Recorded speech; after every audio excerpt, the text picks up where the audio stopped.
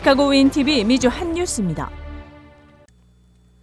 채무불이행 위기를 앞두고 협상 중인 조 바이든 대통령이 비상시 수정헌법 14조 적용을 알아본다고 밝히면서 대통령의 권한에 대한 논란이 커지고 있습니다.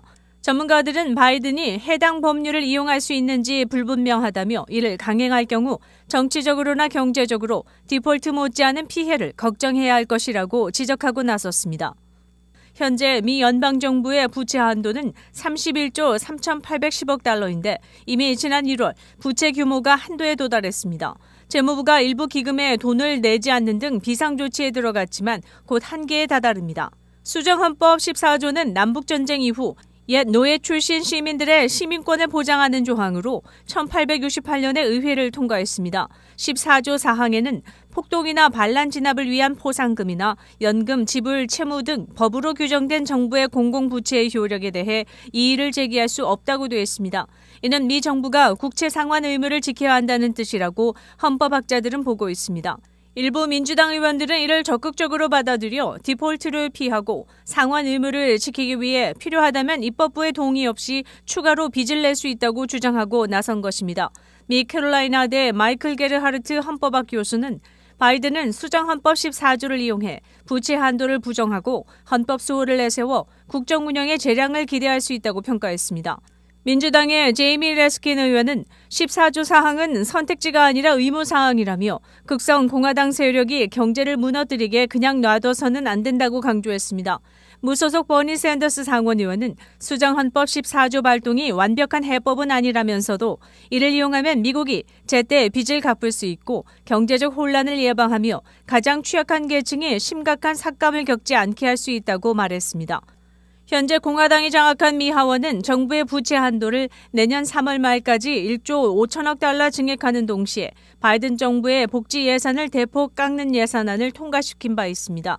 그리고 공화당은 상원을 통제하고 있는 민주당과 바이든에게 협상을 제안했었습니다. 양측은 올해 상반기 내내 부채 한도로 씨름했으나 디폴트 시한이 일주일 남은 상황에서도 합의에 이르지 못하고 있습니다.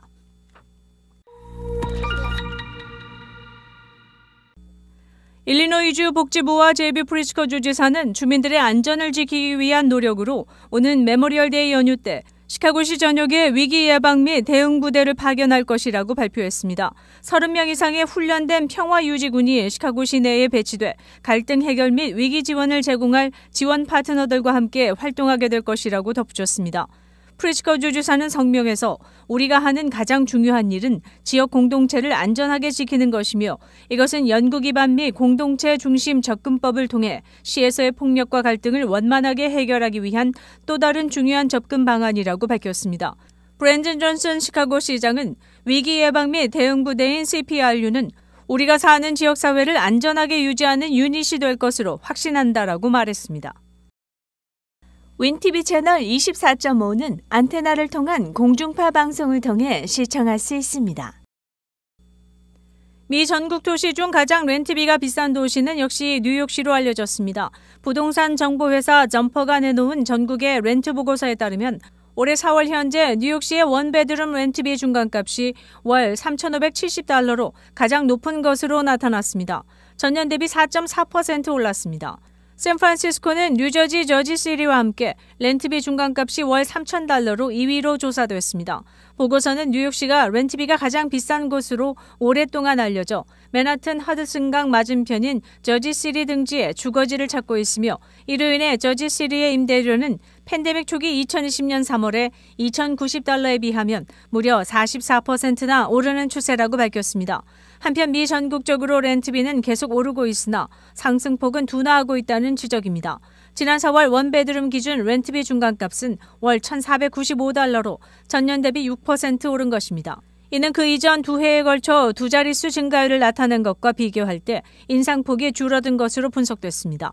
상위 100개 도시 중 35개 도시는 월 렌트비 중간값이 소폭 상승, 29개 도시는 큰 변동이 없었으며 나머지는 하락세를 나타냈습니다. 시카고의 경우 원베드 900평방피트 규모의 렌트는 1,800에서 1,900달러입니다.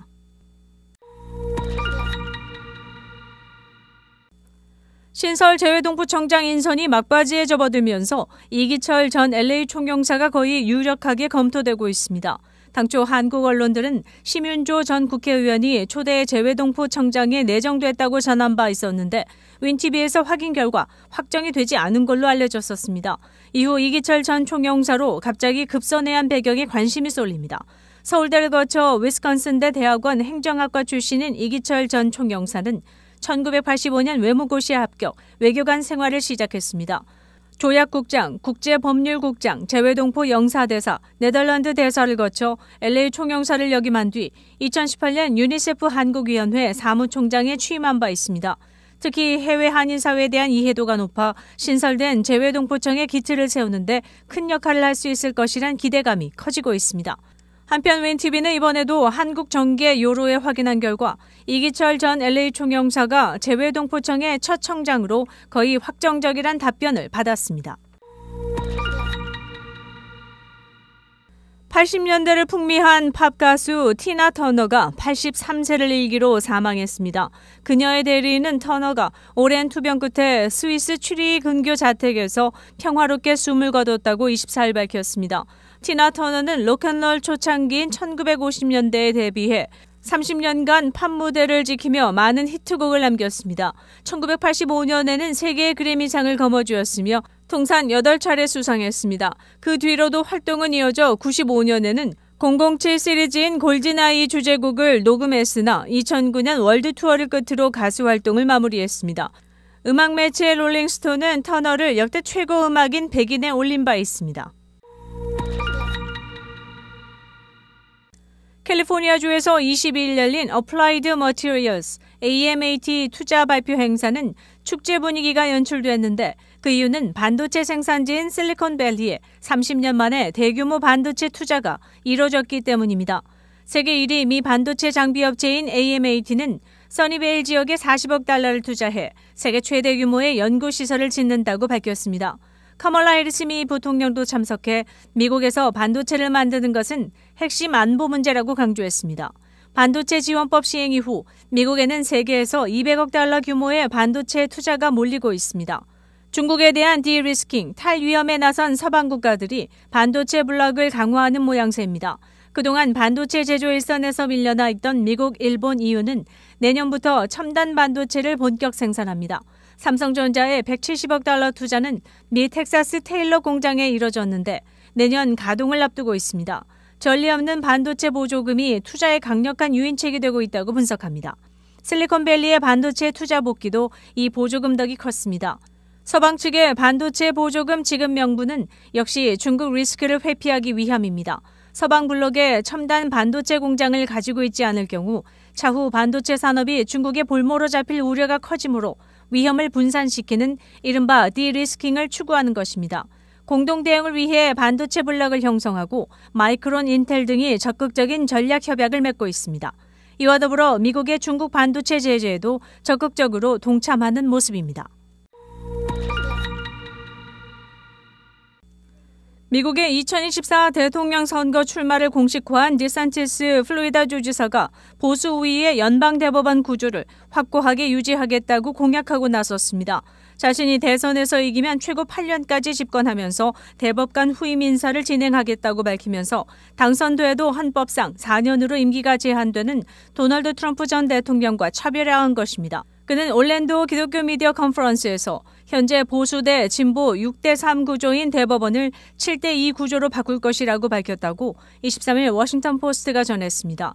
그는 대선 후 8년간 세미얼 얼리토, 클래런스 토마스 대법관을 보강하고 다른 대법관도 개선할 기회를 가질 수 있다면서 그러면 7대2로 보수가 다수인 대법원이 향후 25년간은 계속될 수 있다고 말했습니다.